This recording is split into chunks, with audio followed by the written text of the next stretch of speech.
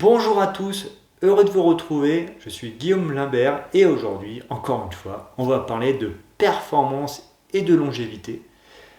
Alors, est-ce que vous voulez rater une super information? Je ne pense pas. Donc cette information, c'est quoi? On va parler aujourd'hui de bêta-in. Alors, à ne pas confondre avec la bêta-alanine. J'ai déjà fait une vidéo sur la bêta-alanine, je vous la mets ici dans le descriptif, quoi en fiche plutôt, c'est pas un descriptif, en fiche. N'hésitez pas à aller la voir parce qu'elle est géniale. Donc aujourd'hui, on va parler de bêta-in. Alors, quels sont les avantages de la bêta-in? Elles seraient nombreux. Ça pourrait être intéressant pour la testostérone, sur la prise de muscle, sur la prise de force, sur les performances. Ça pourrait être aussi intéressant pour notre qualité de peau et aussi ça serait intéressant pour les maladies cardiovasculaires. Alors, qu'est-ce qu'en disent les études scientifiques? D'ailleurs, les études scientifiques, oula, c'est dur à dire. Les études scientifiques, je vous les mets dans le descriptif, si vous voulez les lire en entier, mais sinon je vous mets quelques screens justement sur ce que ça raconte. Alors, premièrement, une étude montrerait que la bêta-in, pas la bêta-alanine, donc la bêta-in permettrait une augmentation du taux de testostérone, donc optimisation de notre taux naturel de testostérone, c'est pas un produit dopant. Donc, a priori, plus de testo, plus de muscle, plus de force. Ça serait aussi intéressant pour la performance, parce qu'a priori, donc la bêta-in, ce serait intéressant pour ceux qui font du sprint, entre autres, parce que ça serait aussi intéressant pour ceux qui font de la musculation ou pour le lifting, parce que ça serait intéressant notamment pour le développé couché et le semi-squat. Donc, a priori, si ça booste nos performances en squat, en développé couché, ça devrait aussi booster nos performances sur les autres types d'exercices.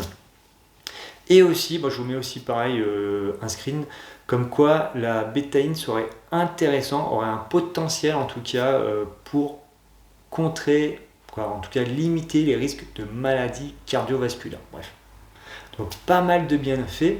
Alors, avant de se jeter sur les compléments alimentaires de bêta-in, oui, parce qu'on en parlera forcément des compléments alimentaires, comment y prendre, quelle formule, etc., etc.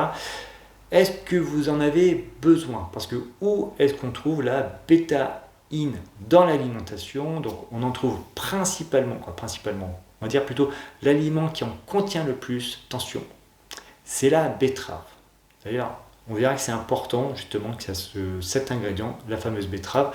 Donc la betterave, c'est celle qui a vraiment 2 fois plus que les autres. Après, on retrouve aussi la bétaïne dans pas mal d'aliments divers et variés, dans les épinards, le quinoa, dans les fruits de la mer, type aussi les crevettes. Bon, moi je suis content, je mange des crevettes, du poulet aussi, j'en mange aussi, donc c'est pas mal. Après aussi, il faut savoir que notre corps est capable de produire de la bêta-in à partir de la choline. Donc la choline qu'on trouve entre autres aussi dans les œufs, dans le foie, etc. etc. Donc comme d'hab, j'ai envie de dire, meilleur soit notre alimentation de façon globale et de qualité, mieux c'est, parce que finalement on se rend compte que notre corps est toujours capable il a besoin d'apports externes, mais parfois il est aussi capable d'y produire lui-même. Donc ça va dans le sens. Donc, comme d'hab, meilleure soit notre alimentation, la qualité de notre sommeil, etc., la gestion du stress, de nos émotions, etc. Bon. Et ouais, c'est compliqué d'être performant, surtout avec l'âge.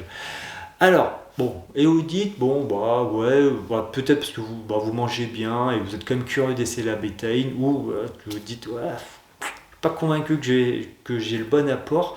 Alors, a priori déjà, il faut savoir que la bêta-in en complément alimentaire serait safe. Il n'y aurait pas de risque d'effet secondaire, s'il y en aura un, je vous en parlerai après.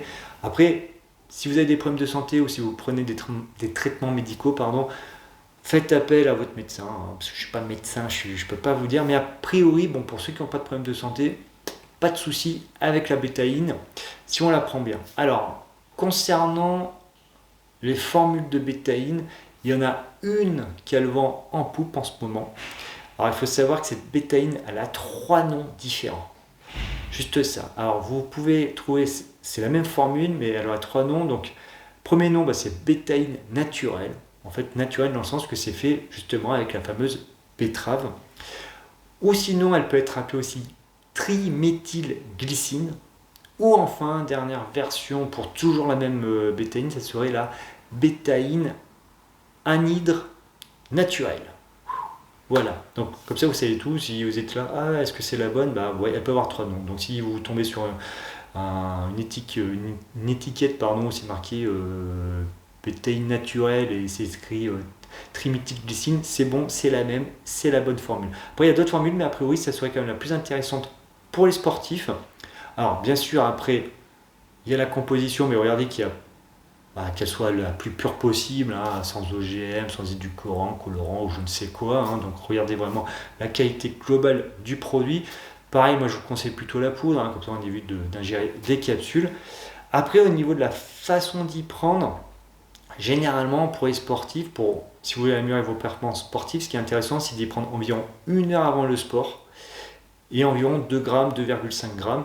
Alors plutôt avec une petite collation parce que justement un des effets indésirables de la bétaïne c'est qu'elle pourrait être irritant pour les estomacs fragiles, surtout si elle est prise à jeun. Voilà.